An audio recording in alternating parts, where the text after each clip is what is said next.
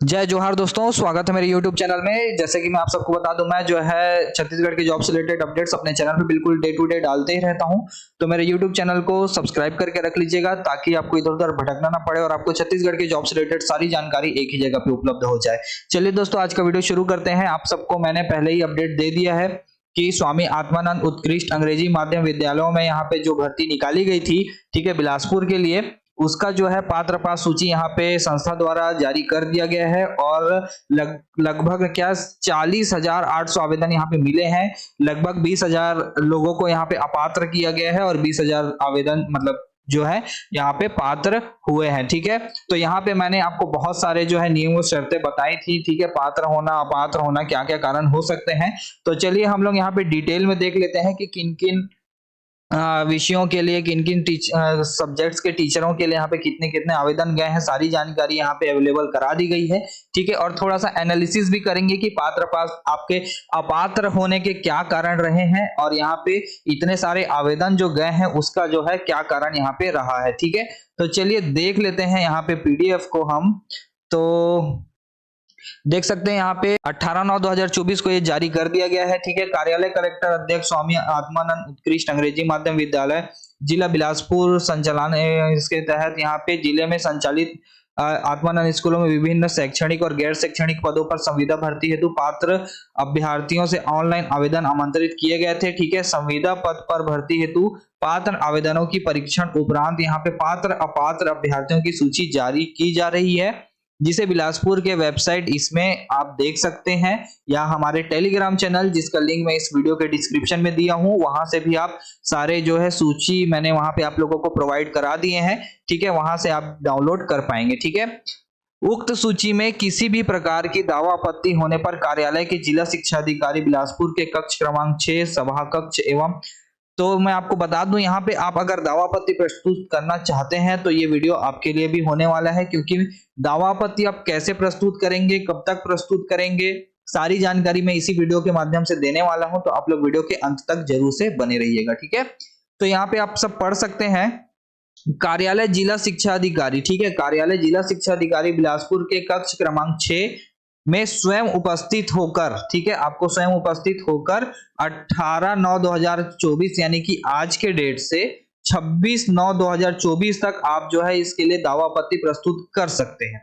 आपको बता दूं दावापत्ति प्रस्तुत कब आप कर पाएंगे। ठीक है, दावापत्ति का मतलब क्या होता है, दावापत्ति प्रस्तुत कब से कब तक कर पाएंगे ये तो बता ही दिया, लेकिन कैसे कर पाएंगे वो भी मैं आपको बताऊंगा। ठीक है, तो सबसे पहली बात ये समझ लीजिए कि आप दावापत्ति किस लिए आपको करना है। ठीक है, तो जैसे कि मान लीजिए लिस्ट जारी हो चुका है, कई अभ्यर्थी ऐसे हैं जिन्होंने आवेदन त्रुटिपूर्ण फॉर्म फिल किया था अपना। ठीक है, कुछ अपने परसेंटेज में इशू कर दिए थे, कुछ अपने ईयर में, कुछ बर्थ डेट में, कुछ अपने नाम के स्पेलिंग में, कुछ अपने रिलेटिव्स के नाम के स्पेलिंग में या एड्रेस में या किसी भी ऐसे चीजों में अपना मिस्टेक्स किए थे ऑनलाइन फॉर्म फिल करते टाइम पे, लेकिन उन्होंने दोबारा फॉर्म फिल कर दिया। ठीक है, तो दोबारा फॉर्म फिल कर दिया तो उन लोगों के नाम के आगे आ रहा है कि यहाँ पे एक से ज्यादा आवेदन उनका गया हुआ है। ठीक है, यहाँ पे मैं आपको एक बार दिखा भी देता हूं, यहाँ पे आप सब देख सकते हैं। हाँ, कंप्यूटर टीचर का ही देख लेते हैं। यहाँ पे सबसे ज्यादा आवेदन गए हुए हैं, तो ये डुप्लीकेट आवेदन करके शो कर रहा है। ठीक है, यानी कि डुप्लीकेट आवेदन का मतलब यह है कि आपने एक से ज्यादा आवेदन वहां पे प्रेषित किया है।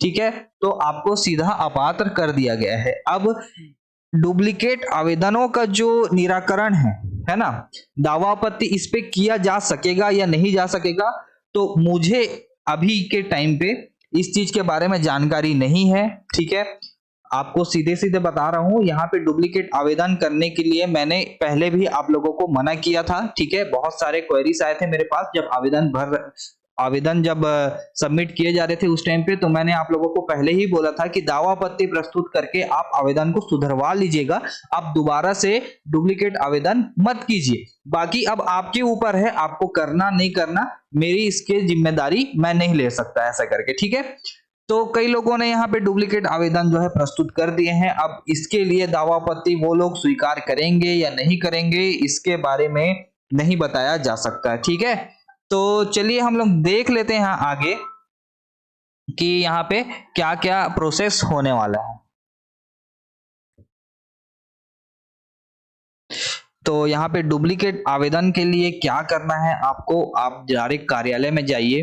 ठीक है, वहां पे दावा आपत्ति आप लोग प्रस्तुत कीजिए। ठीक है, अगर वो लोग स्वीकार करते हैं तो बहुत अच्छी बात है, अगर नहीं करते तो फिर आप इसमें कुछ भी नहीं कर पाएंगे। ठीक है, तो चलिए आगे बढ़ते हैं वीडियो पे। तो अब ये हो गया दावा आपत्ति किनको करना है और किनको नहीं करना है वाली बात। ठीक है, तो अब यहाँ पे आगे बढ़ते हैं। यहाँ पे देख सकते हैं पात्रता अपात्रता का निर्धारण वर्तमान में आवेदकों द्वारा ऑनलाइन प्रविष्टि के आधार पर यहाँ पे किया गया है, और टिप में यहाँ पे दिया भी गया है कि कौन आप मतलब किस तरह के लोग यहाँ पे अपना दावा आपत्ति प्रस्तुत करें। ठीक है, तो देख लीजिए यहाँ पे अभ्यर्थियों की सुविधा के लिए सलाह दी जाती है, क्योंकि यहाँ पे 40,000 आवेदन गए हैं और वहां पे लगभग 20,000 के समथिंग यहाँ पे अभ्यर्थी अपात्र हुए हैं, तो वहां पे कितनी भीड़ होगी ऑफिस में, तो आप लोग अंदाजा लगा पाएंगे। ठीक है, कितने दावा आपत्ति जाएंगे, कितने क्या होगा, मतलब कि बहुत ज्यादा वहां पे रश होने वाला है। तो यहाँ पे देख सकते हैं कि केवल ऐसे सारभूत प्रकार की दावा आपत्ति जिसे चयन पर प्रभाव पड़ता हो यथा अपात्रता के उपरोक्त बिंदुओं जैसे कि वर्ग, न्यूनतम शैक्षणिक योग्यता के प्रतिशत में सुधार संबंधी बिंदुओं पर ही आप लोग आवेदन करें, यानी कि दावा आपत्ति प्रस्तुत करें। ऐसा करके वो लोग नोटिस इसलिए जारी किए क्योंकि यहाँ पे बहुत सारे ज्यादा आवेदन गए हैं और वहां पे बहुत ज्यादा हौच-पौच हो जाएगा उनके कार्यालय में। ठीक है, क्योंकि वो लोग डायरेक्ट कार्यालय में यहाँ पे दावा आपत्ति मंगा रहे हैं।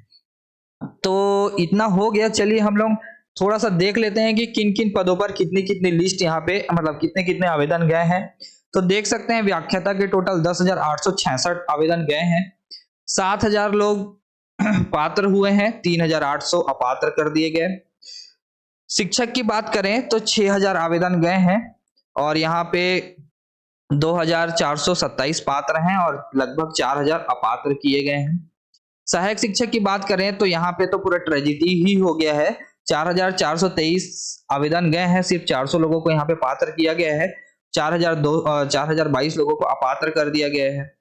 और कंप्यूटर शिक्षक, ग्रंथपाल, व्यायाम शिक्षक, सहायक शिक्षक विज्ञान प्रयोगशाला की बात करें 19,000 आवेदन गए हैं और यहाँ पे 10,000 आवेदन पात्र हैं और 8,000 अपात्र कर दिए गए हैं। तो आपको मैंने पहले ही बताया था कि कंप्यूटर शिक्षक और सहायक शिक्षक विज्ञान प्रयोगशाला इसमें सबसे ज्यादा आवेदन जाने वाले हैं, क्योंकि सहायक शिक्षक विज्ञान प्रयोगशाला में सिर्फ और सिर्फ 12वीं पास मांगा गया था।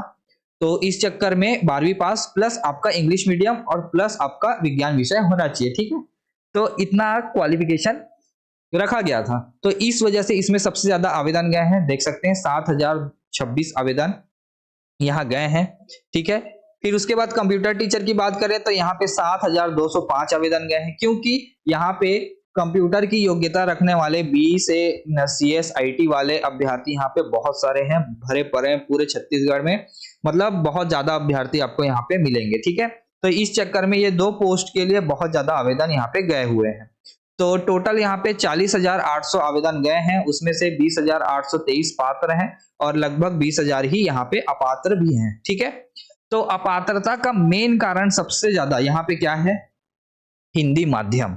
ठीक है, जितने भी हिंदी माध्यम के विद्यार्थी हैं, ठीक है, यहाँ पे आपको बता दूं संस्कृत और हिंदी विषय के व्याख्याता को छोड़कर जिन्होंने जितने भी पद के लिए आवेदन किया है हिंदी माध्यम की विद्यार्थीगण, है ना, उन लोगों को सबको यहाँ पे अपात्र कर दिया गया है।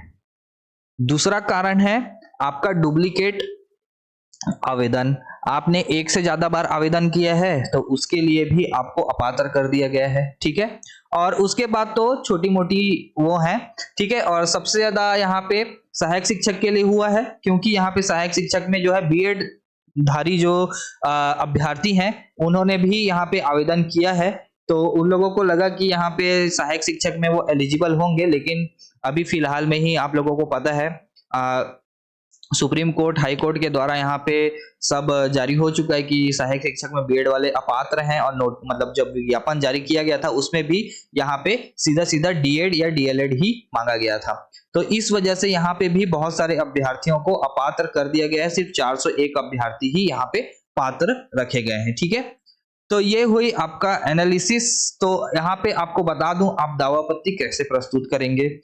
आपको सबसे पहले तो ऑफिस जाना होगा वहां के बिलासपुर के, ठीक है।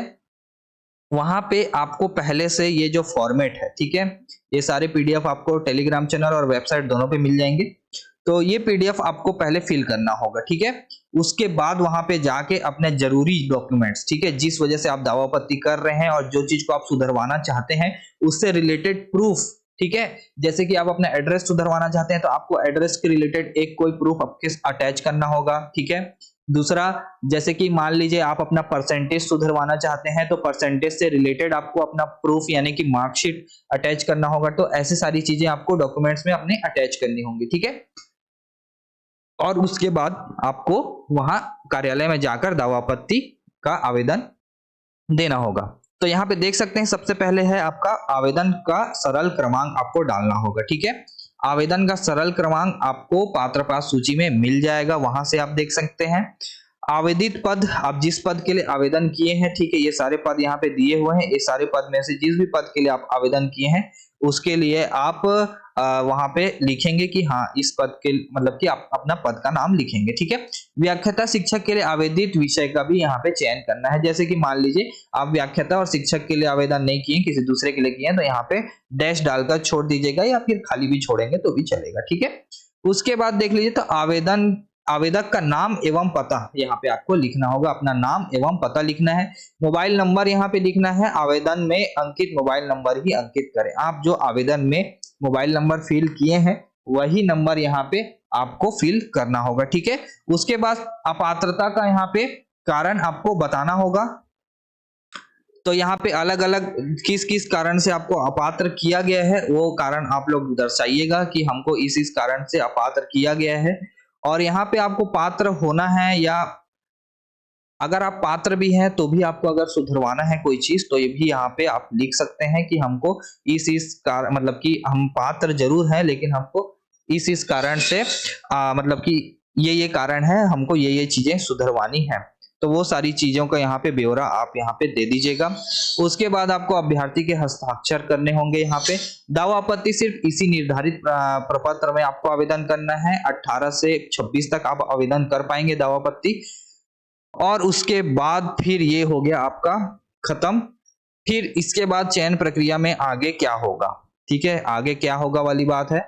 तो आगे होगा ये कि आप दावापत्ति प्रस्तुत कर देंगे, ठीक है। 26 तारीख तक दावापत्ति का डेट रखा गया है, 26 तारीख को लास्ट है, ठीक है।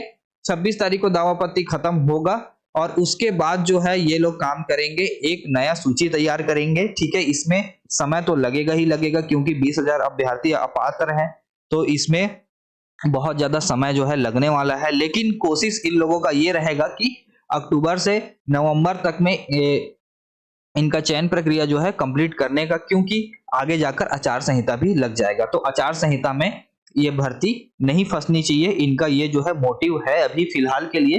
तो आचार संहिता से पहले पहले इनका जो है प्रोसेस खत्म करना है, मान के चलिए, ठीक है। तो जैसे कि समय सारणी के अनुसार 1 महीने के अंदर अंदर इनका जो है पूरा चयन प्रक्रिया तक खत्म करना था, लेकिन आवेदन ज्यादा होने के कारण इनको जो है अब समय लगने वाला है, ठीक है। महीना से 2 महीना, 3 महीना, 2.5 महीना जो भी लगेगा ही, ज्यादा समय लगेगा ही, ठीक है। तो आपको बस अब इंतजार करना है। दावा आपत्ति होने के बाद एक फाइनल पात्र अपात्र सूची जारी की जाएगी, ठीक है, अभ्यर्थियों के लिए। जो लोग अपात्र हो गए उस लिस्ट में वो फिर चयन प्रक्रिया से बाहर हो जाते हैं, ठीक है।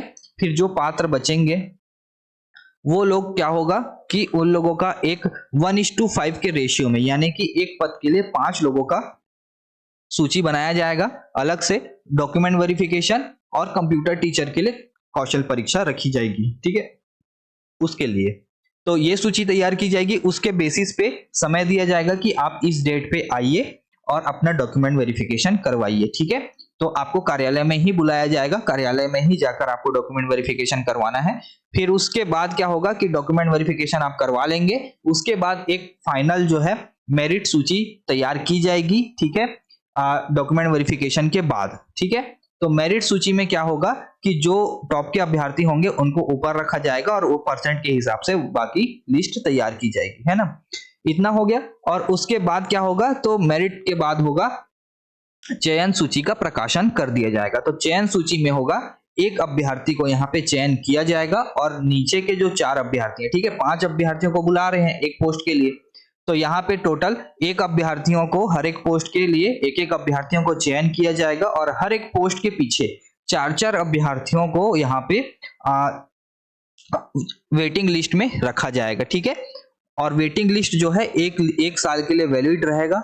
एक साल के अंदर कोई चयनित अभ्यर्थी अगर अपना पोस्ट छोड़कर जाता है तो वेटिंग लिस्ट से जो ऊपर के अभ्यर्थी होंगे सबसे ऊपर में, उनको वहां पे चयन के लिए बुलाया जाएगा या उनका चयन कर लिया जाएगा, ठीक है।